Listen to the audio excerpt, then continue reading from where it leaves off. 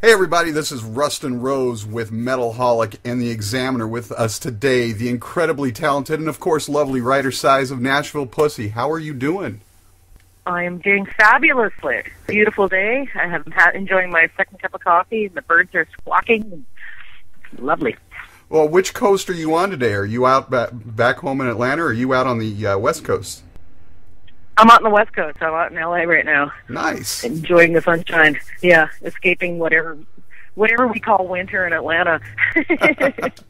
Well, the last time I got to see you was when you were doing the ZZ Top tour. That had to be a pretty special tour for you guys.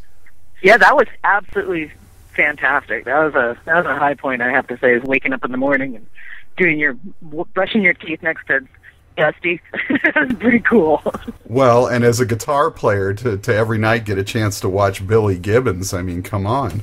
Yeah, it was like every night was another night in blues school. It was very, very cool. Like, wow.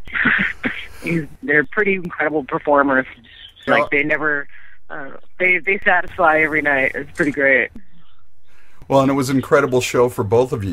You guys both did a fantastic job, and I actually kind of wondered. I was like, I wonder if getting a chance to play alongside, get to see him every night and spend time doing Guitar Talk, if any of that bled into your writing for the new album, Up the Dosage, which comes out tomorrow. Well, I'm sure it didn't hurt. I've always had like a little bit of a Billy Gibbons problem anyway, so there's if my guitar playing happens to lean in that direction at all, I don't mind. Sweet. Well, and I was going to ask, it's been almost 5 years between albums. Why was the wait so long this time? I don't know. It's just like one thing, we don't want to deliver anything half-baked, right, to start with. So we always we try to push it off until we're ready. And I think this time we were like over-ready. Like it was past the time that we should have done it. And so when we did it, when we finally got into writing and recording, everything happened really quickly. Like it was almost as if we were pent up. And we were like hungry to do it by the time we did it. Instead of like not looking forward to it, we were all anxious to get in the studio, and it was fucking great. It was really easy. It was totally like taking your finger off the end of the hose, just like burst out. Like it was so easy. And then also our other reason why we took so long is we actually recorded 4 other albums in this time for other bands. So 1 a year since the last Nashville Pussy album. So we have been really busy. We did 9 Pound Hammer, Blaine's other band, the Kentucky Bridge Burners, and then my metal band, Big Delicious and the Tasty Testicles, all recorded full-length albums, and we toured with every one of them too. So what I was going to ask you, I mean, because this, I think, Up the Dosage, it's your most cohesive record to date. And as we said, it's the longest break between records. Do you think that contributed to the strength of the writing, having that extra time?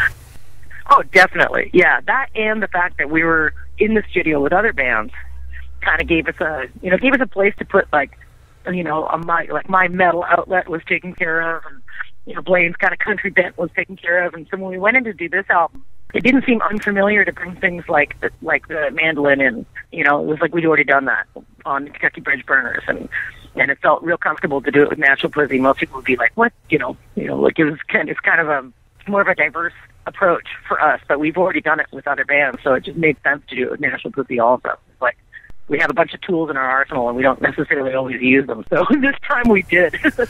Well, and that was a nice segue, because I was about to say there is a lot of diversity on this record. Did you guys sort of set out to do that, or just having done those other albums, then getting into the studio? Everything we do comes completely naturally. We have no idea what the hell we're doing until we get in the studio, and then it's like, what would be great on this song? It's piano. It's like, what would be great on this song? Like, bagpipes. What would be great on this song? Like, I'm going to do an organ intro. Like, usually I wait until everybody leaves the room and it's just me and the engineer up late. And then I'll present them with all my brilliant ideas. And then we'll do it overnight. And then the next day play it for the band. Like, what do you think of that? Like, I put 6 layers of guitar and 3 layers of bagpipes on this song. And they're like, sounds fucking great. So I usually try to sneak in my crazy ideas when no one's looking. Better to ask for forgiveness than permission, right? Exactly. I'd rather regret something I have done than haven't. Well, and you got Rick Beto, who, for those who aren't familiar, is of Shinedown fame. You got him to help on the mixing. How did that come about? Well, he's a friend of the band's. We knew him from Rochester, New York, where he'd seen us play at the Bug Jar like fucking 17 years ago or something like that. And he wound up being he graduated to becoming some kind of massive producer, and he's just a friend of ours. We never heard any of his stuff before, and he's like, I want to throw my hat in the ring. He's like, I love the stuff Blaine was playing for him, the mixes, and he's like, I think I can get better. And we're like, really? And like, because we were really happy with what we had, and the level that we had gotten it to on our own. And Rick's like, I can do it better. And it's like, okay, dude, give it a shot. So we gave him one song, and he just made it shine. Like, he really, really brought out, he did everything. He made it sound cleaner and louder, which was exactly what we wanted. And like, I talked to him. I've never met him. He's a friend of Blaine, and I just talked to him on the phone. And he's like, well, what do you want out of this album? And I was like, I'm a guitar player. What do you think I want? He says, what do you think I'm going to tell you when I hear the first mix? He's like, you're going to tell me to turn the guitars up. I was like, exactly.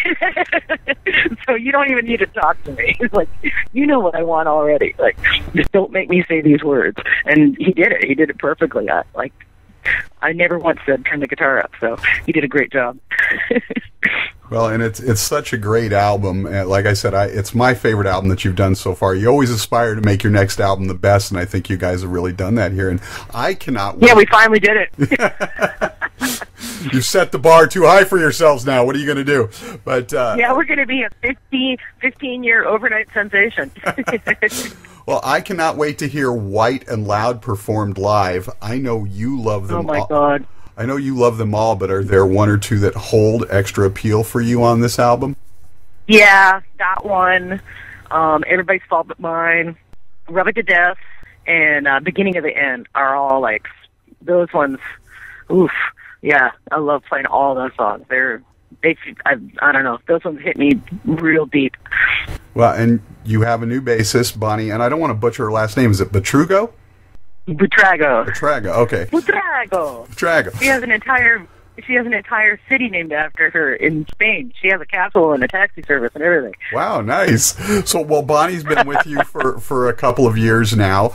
How has her presence impacted the band, both on the new record and on stage? Well, I think she's a fan, right? She's a fan first. Right. She's been a fan of the band since she was a teenager. And I used to actually sneak her into shows when she was underage in LA when we'd come around the area. And she got her bobcat tattooed on her wrist. It's like her only tattoo. She got that done when she was like 19. And like, so she's like old time fan of the band. And getting her to join was a kind of a spectacular move, because she brings to us like kind of outside perspective on the inside. So she's given us a glimpse of, how people see us from the outside, and makes us stay the course, so to speak. And then on top of it, she's a kick-ass fucking bass player, and she's got a great voice. So we did a whole bunch of extra girly background vocals that we normally wouldn't have done. And even though we've been on stage with her for 2 years, I never heard her voice, It's like, you don't really hear each other on stage. And then when we got in the studio, I was like, damn, Bonnie, you can sing. And she's like, yeah, I've been singing with you guys for 2 years. Like, oh yeah, oops. Well, and you guys have had something of a revolving door at bass. Do you think you finally found your woman in Bonnie? We always think we found our woman, but so the answer to that is yes. She's our girl. No one else can have her. After you guys released your last album, the label sort of blew up and left you hanging. Do you feel this time, now that they're back together again, do you feel they're more prepared to support the new record? Yeah, no, they have their shit together 10,000 times more than they did last time. Yeah, last time was kind of a travesty, because it was, us and Motorhead were on the same label. We did a tour together, and they were in such disarray that they weren't able to promote it. Like, it was just it sucked, because, we had so much potential to do well with that for both bands, that it was such a, it was like shooting fish in a barrel, like, and they were incapable of dealing with it, because they were going through, like, I don't know, bankruptcy and all this shit, and now they've completely restructured, and they're kicking ass right now. Like, I think our album just entered the German metal charts today at number 13, we heard. We're all excited. Well, and you guys have always done better in Europe than you have here in the States. What is it about Europe you think that clicks so well over there that hasn't quite picked up over here yet? I don't know, man. Like, we kind of blame it on the same old shit like that happened to like the blues artists and the jazz artists, and that they were always more appreciated over in Europe than they were in their hometowns or in their home countries. Like, you know, it's not like we have to go through the back door in the States, but they don't roll out the red carpet here like they do in Europe. Right. And so it's like, you know, we go where our bread is buttered, and evidently we go also where our bread is baked as well. Well, I think we're playing, I think we're doing 11 shows in France. Nice. And I mean, France just loves us. And we've been on French national TV like 4 times, like in afternoon television, like just basic variety shows. And like, you know, we're not commonplace, but it's a lot more accepted over there. And there's no stigma with the word pussy. It's not like a dirty word over there. So, well, I think hard rock and metal in general has flourished over there far more so than here. I mean, yeah, grunge just tried to put a nail in the coffin for us over here, but yeah, it's starting to come back around. So yeah, it's pretty unbelievable how popular metal has been in Germany. Like, my God, like those people are diehard, and like they've kept it alive, and they've started the resurgence, and like it's pretty admirable. Like, these people are not going down with that fight. Like, it's like, we want our metal, damn it, and like, and we will come out 100,000 people strong in, like, you know, Wacken festivals and stuff like that. Right, you can actually get paid nice over there. The States had that kind of enthusiasm. Absolutely. So tell us about your love affair with the Gibson SG. Oh, my beautiful SG. I love her so much. I don't know, man. I've been playing guitar since I was a kid, and I never got an SG until I was, I guess I was probably about 27. Mm-hmm. And it just kind of opened a whole different direction of playing for me, because I used to always play like Telecasters, and I had a Squire for a while that I didn't like very much, and I don't know, something about the SG just, it made me understand AC/DC, right. And through that, it made me understand the blues more. Like, I learned I was always good at stomping one foot, but once I started listening to AC/DC and playing it, I could stomp the other foot too, and it kind of gave me more of, instead of just the rock, I was getting the rock and the roll. Like, the guitar opened up, the SG opened up AC/DC for me, not the other way around. It was like, and I don't know, it just kind of reaffirmed my love of the blues. I mean, I'm completely satisfied playing the blues. Like, that's complicated enough for me. And I think before I was like really distracted and trying to play a lot of metal and shit like that, and then wound up realizing that I was really satisfied and thoroughly entertained by just playing the blues. Nice. Well, last year, and I'm sure you're probably already aware of this, you made our top female shredders list. And you're not the typical shredder, because you are more blues-based than you are just, you know, wail and speed notes. But for those who don't, for those who don't know about you yet, when did you start playing, and who sort of has influenced your style over the years, obviously besides Billy Gibbons? Yeah, well, I started playing, I picked up the guitar when I was around 8. And my dad had a guitar in the house, so I just started playing his. I'd been playing piano, and I got sick of it. And so I just started sneaking my dad's guitar off to the side. And, like, one day he noticed that I was playing, like, all of his songs, like all the songs that he played around the house since I was born. And he's like, how did you learn that? And I was like, you know, I've heard them a million times, Dad. Like, I just played them. And he's like, oh, okay. Like, do you want lessons? And I was like, yeah, what the hell? And so they started getting me a guitar teacher for a while, but basically I just learned like by ear. So my first biggest influence was my father, for sure. And he, like, I mean, there was a bunch of songs that he played that I didn't even know were covers. I just thought they were my dad's songs. Like, you know, then I'd hear like you know, Simon and Garfunkel on the radio, and I go, hey, you know, they're butchering my father's song. You know, like, what the hell are they doing? Like, they're screwing it up. Or you hear a Beatles song, it's like, that's, you know, that's not the way it goes. Like, you know, it goes like my dad plays it. So he was definitely my first influence. And then I started listening to, the greats. I started listening to, like, Jimi Hendrix and Stevie Ray Vaughan, and, like, got into Zeppelin really heavy. And then I got into, like, you know, Metallica and Slayer and Megadeth and all that shit. And like, I was a huge Neil Young fan also. And I used to do a whole like hour and a half repertoire on an acoustic guitar of Neil Young, singing Wow. and everything. It was like, Nice. and then I didn't get introduced to the other Young brothers until much later. Well, we're getting ready to write this year's list of the top female lead guitar players, I guess is the way you'd put it. Is there a sister shredder you think belongs on the list this year? Well, my favorite is always Nancy Wilson. I mean, she's the queen. Like, she's spectacular. Like, I love her. She's like, and I'd never seen Heart until, God, I mean, it was only maybe 10 years ago. And it was when Mike Inez, the bass player, the guy from Alice in Chains, Right. he used to play for Zakk Wylde and Ozzy, and we'd been on tour with him.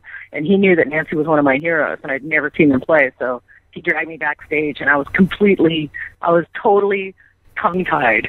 I had nothing to say. And I was like, shit, everything I'm going to tell her is going to be the same shit that I hear all the time from, girls who play guitar and say, hey, you're one of my heroes, blah, blah. And I was like, what can I possibly say to her that she hasn't already heard? So I was completely dumbfounded, and Mike Inez did all the talking for me. He was like, you got to see this girl play. She's incredible. And she's, just totally just built me up hugely. And Nancy was like, like she didn't really say anything. But I was like, I saw her play that night, and I was just, I was just utterly spellbound. She's so good. And she's beautiful, and she kicks ass, and she's raising twins. Like she's totally amazing. And then I met her again a couple of years later, and it was after I recorded Dick Delicious CD, and I'm good friends with their drummer Ben, and so I brought a whole stack of CDs for them just to entertain them on the road. And I was trying to explain to them the Dick Delicious album and how the whole thing is all about poop and farts, and it's like comedy metal. And Nancy's like, oh, this is perfect. I've got 2 8-year-old twins at home. My entire life is a giant fart joke. I was like, awesome. So that was a weird moment for me, but it was really cool. And I've wanted to ask, I mean, what do you get, because obviously Nashville Pussy is your bread and butter, that's your main gig, but what do you get personally out of doing the Dick Delicious stuff? What does that feed for you? Oh my God. Well, the best thing about Dick Delicious is that I just do not give a shit at all. It's totally comedy, and it's bad comedy at that. So there's not even any aspirations to do it well. And so it's completely it's just a really easy outlet for your I don't give a shit part of your life that you don't get to experience in any other area. And it's like joining the ultimate boys club. It's like, oh my God. I mean, it's like getting into that treehouse that says no girls allowed, and being in there and totally fighting and holding your own. It was a big deal for me to join those jerks and be berated by them on stage. It was really fun. They were actually, it's funny because they totally respect the hell out of me, and part of their shtick on stage is they just berate each other continuously. They're always putting each other down on stage, and they would leave me alone. For some reason, I was not a target, and I was like, come on, you guys, I'm in the band, so I just started calling this one guy fat continuously, on stage, and he's not that fat.